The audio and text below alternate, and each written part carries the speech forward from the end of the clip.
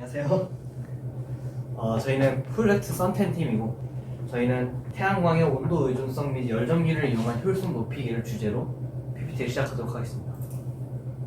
먼저 목차를 설명해드리겠습니다. 첫 번째로 문제제기, 두 번째로 프로젝트 목적, 세 번째로 설문조사, 네 번째 가설, 다섯 번째 저희가 실험할 재료, 여섯 번째 실험 과정, 일곱 번째 실험 결과 및 데이터 분석, 여덟 번째 결론, 마지막으로 참고 자료로 PPT를 마치도록 하겠습니다. 먼저 문제제기로 조사해보던 중 어떤 포털 사이트에서 문재인 대통령의 태양광 정책에 대해서 저희가 보게 되었고, 그래서 생각을 해보니까 태양광 자체가 상당히 어두운 색을 띠고 있고, 그 어두운 색이 빛을 흡수하면서 오히려 그 열을 더 많이 발생을 시키고, 그 열을 통해서 태양광 패널도 과열로 인해서 성능이 떨어지지 않을까라는 생각을 해서 태양광 패널에 더 조사하기로 했습니다. 그래서 저희가 이제 알아낸 치명적 결점 두 개가 있는데요. 첫 번째로는 전기 수요가 높은 밤에 전기를 생산하지 못함이 있고, 두 번째로는 과열로 인한 전기 생산 효율이 하락을 한다는 것입니다. 여기 보시면은 이게 저희가 이제 논문 자료를 봤는데, 이 위에 그래프를 보시면은 태양광의 온도가 높아질수록 점점 이제 나오는 아웃풋 파워가 점점 하락한다는 것을 알 수 있습니다. 그래서 전기 수요가 높은 밤에 전기를 생산하지 못한 것에 대한 더 설명을 드리자면, 이 그래프를 보시면 이 초록색 선 같은 경우에는 저희가 이제 밤에 더 많이 전기를 더 많이 사용한다를 알려주고 있는 그래프고, 이 노란색 그래프의 경우 이 태양광 패널이 해가 떠 있는 낮에 더 많은 전기를 생산한다는 걸 알려주고 있습니다. 근데 여기 그래프를 전체적으로 보면 알 수 있듯이 저희 사람들은 밤에 더 많은 전기를 쓰고 있습니다. 그래서 이 쓰고 있는 피크와 생산 피크가 다르기 때문에 저희가 이것은 좀 문제가 있다라고 생각을 했습니다.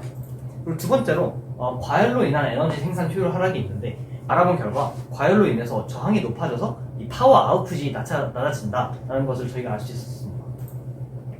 그래서 이제 점점 갈수록 이 그래프를 보시면 2010년부터 2050년까지 예측하는 그래프가 있는데, 점점 올라갈수록 신재 사용 에너지의 소유 및 소비가 계속 증가한다는 걸 저희가 예측을 할 수 있었고, 이것을 통해서 저희 학교 학생들에게 설문조사를 했습니다.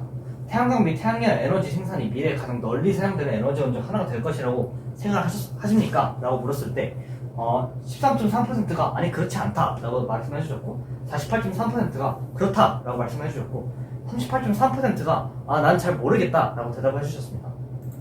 그래서 저희의 목적은 태양광 패널의 뜨거워짐으로 인해 효율성이 떨어지는 문제와 밤에 전기를 생산하지 못하는 문제를 해결하기 위함이고, 이를 통해서 밤에도 전기를 생산할 수 있을 뿐만이 아니라 낮 동안 태양광 패널의 온도를 낮추어 더 효율적으로 전기를 생산할 수 있도록 함입니다.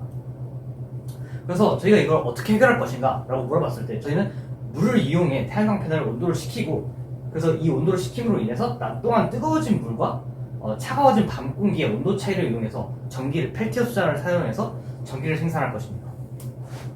그래서 이쯤 되면 하나의 질문이 나올 수가 있는데, 왜 굳이 물을 사용하냐 라고 물을 수 있는데, 저희가 처음에 물을 사용하기 전에 태양광이 열을 흡수할 물질 후보 두 가지를 선정을 했었습니다.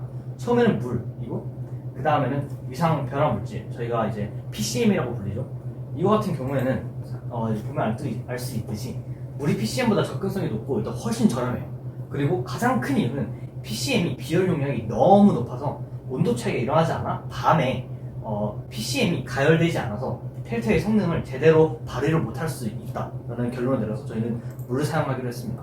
그래서 저희가 총 세 가지의 가설을 내놓았는데, 첫 번째로 온도 증가로 인해 태양광의 효율성이 저하될 것이고, 두 번째, 물을 이용해 태양광 패널의 효율성에 저하를 막을 수 있을 것이다 라고 생각을 했고, 세 번째로 펠티어 수자가 뜨거워진 물과 차가운 밤의 온도 차이를 이용하여 전기를 생산할 수 있을 것이다 라는 가설을 저희가 세웠습니다. 그리고 이제 저희가 실험을 할 재료에 대해서 좀 설명해 드릴 건데, 스티로폼 박스에 저희가 처음에 네.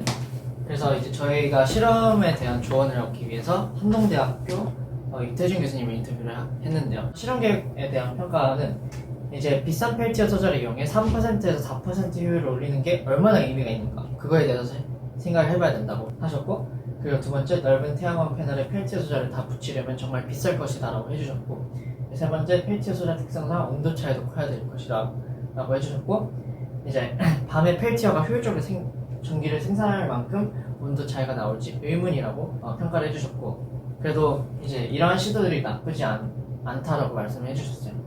그래서 이러한 저희 조그마한 시도들이 모여서 결국 세상을 바꾸는 것이다라고 되게 좋은 말씀을 해주셔서 되게 감사했습니다. 그래서 저희 실험 과정에 독립 변수와 종속 변수가 있었는데요. 네, 보시면 되고 종속 변수는 이제 독립 변수에 의해서 바뀌는 변수들입니다. 네, 그래서 저희 실험 과정에 이제 저희는 이제 좀 더 controlled environment에서 하기 위해 실험을 실내에서 진행했습니다. 이제 첫 번째, 패널이 받는 빛의 전력을 구해서 인풋 파워를 구한다.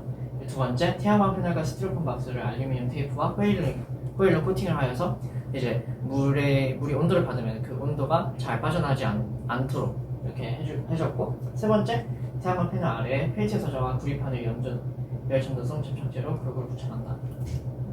그 다음에 네 번째, 이제 열선총으로 가열을 하고 이제 가열을 하면서 뜨거워지면서 전기 생산의 효율 하락을 계산하고 가열 시간을 기록한다. 그 다음에 가열한 다음에 가만히 놔둬서 냉각 시간을 구하고 이제 전압을 확인하면서 파워를 구한다. 이제 이때는 물 없이 계산을 하고 이제 그 다음에는 물을 부어서 넥스트. 네, 다시 똑같은 거를 하는데 똑같이 히팅을 하고 똑같이 쿨링을 하는데 이번에는 물을 이용해서 어떤 변화가 일어나는지 그리고 펠티어 소자의 효율을 확인한다. 이런 과정이 있었습니다. 그래서 태양광이 비는 빛의 전력을 계산하기 위해서 저희는 포로 디텍터라는 기구를 썼는데 총 12가지 태양광의 부분에서 인풋 파워를 재고 넥스트.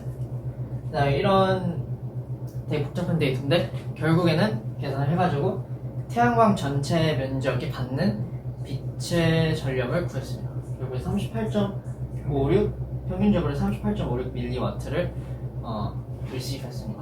넥스트. 네, 그 다음에 이제 히팅했을 때 태양광의 온도와 시간을 이제 플라팅했는데요. 되게 보시다시피 불규칙적이었습니다. 네. 그래서 이는 이제 넥스트. 이 이유는 이제 열선총을 이용한 히팅 방법 때문인데요. 이제 열선총을 이용하면은 한 군데만 뜨거워요. 다른 부분은 차가운데. 그래서 온도 카메라에서 잴 수 있는 그 일관성이 있는 값이 나오지 않았던 것 같습니다.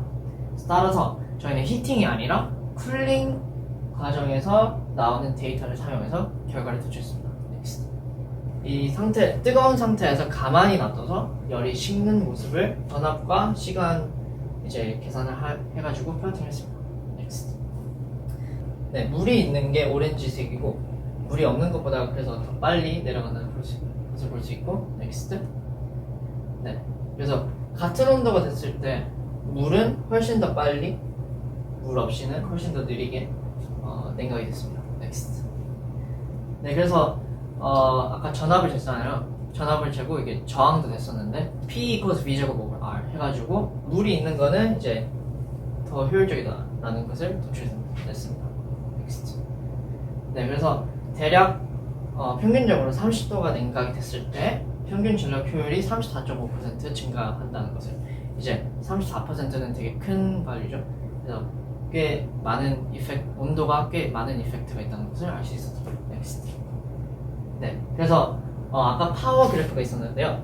이 두 사이의 넓이를 적분을 통해 구하여 손실된 에너지 양을 구할 수 있었습니다. 한 320, 0.324줄 이 정도 나왔습니다. 넥스트. 그래서 저희가 이제 실내에서 실험했잖아요.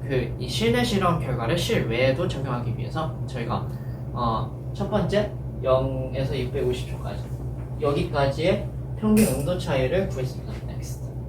이걸 하기 위해서 적분의 평균값 정리를 이용하여 11.5도라는 평균 온도 차이가 나왔고요. 네, 평균 전력도 넥스트 비슷하게 적분의 평균값 정리를 통해 0.64mW가 나왔다는 것을 알 수 있습니다. 그래서 결국에 아까 11.5도였잖아요. 평균 온도 차이가. 그래서 나누면은 이제 평균적으로 온도가 1도 올라갈 때마다 0.056mW가 떨어진다는 것을 알 수 있었습니다. 넥스트. 네, 이걸 어떻게 실외에 적용했냐면은 저희가 사용한 태양광 제품의 최고 전력이 20W예요. 그래서 이 비례식을 세워가지고 average power output하고 power difference 이런 걸 구해가지고 넥스트. 네, 비례식을 세웠습니다. 비례식을 세웠을 때 실외 평균 전력 차이, 이제 몇 도가 올라갔을 때 얼마나 와트가 떨어지냐 했을 때 1도마다 0.126와트가 떨어진다는 것을 알 수 있습니다. Next. 네, 그리고 이제 펠티어 결과인데요. 저희가 펠티어를 실험을 해봤는데 결과는 좋지 않았습니다. 이게 파워가 마이크로 단위로 나와가지고 굉장히 비효율적이고 전기 생산량이 되게 미미하다는 것을 알 수 있었습니다. Next. 결론적으로는 이제 적분의 평균값 정리를 통해 평균 온도와 전력 차이를 알아낼 수 있었고 이제 그것을 이용하여 실험 결과를 예측해 본 결과 태양광의 효율성이 온도에 많이 의존한다는 것을 알 수 있었습니다. 그래서 이 결과는 여름이나 이제 더운 나라에서 심각한 문제가 될 수 있다는 것을 알 수 있었고, 두 번째로는 물을 이용한 냉각이 2배 더 빨리 되었고, 따라서 전력 생산량이 훨씬 증가했고, 물과 같은 냉각 장치를 설치하면은 태양광의 효율성을 높일 수 있다는 것 알 수 있었고, 세 번째, 펠티어 소자를 이용해 밤에 전기를 생산할 수 있도록 실험을 디자인했지만 펠티어 소자의 전력 출력량이 너무 미미해서 상용화하기에는 비효율적이다라는 것을 도출할 수 있었습니다.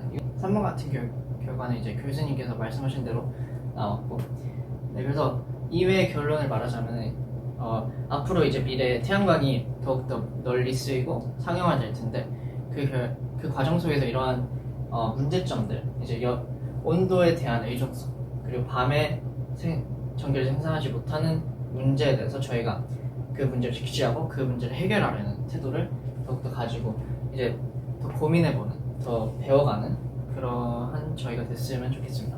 그리고 또한 네, 교수님과 도움을 주신 교수님과 대학원생분들 너무 감사하고요. 이러한 출처들을 썼습니다. Next. 네, 감사합니다.